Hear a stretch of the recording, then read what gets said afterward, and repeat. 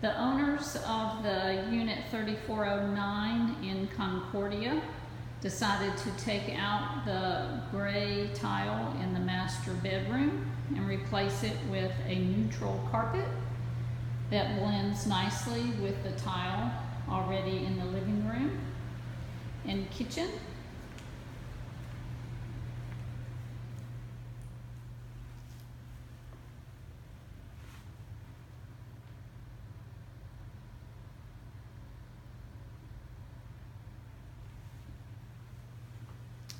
It also blends nicely with the tile that's in the master bath.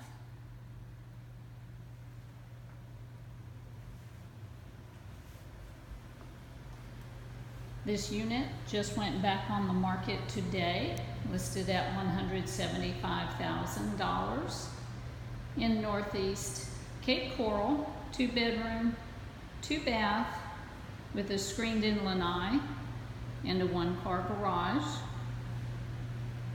If you'd like to know more, please contact me and we'll set up a showing.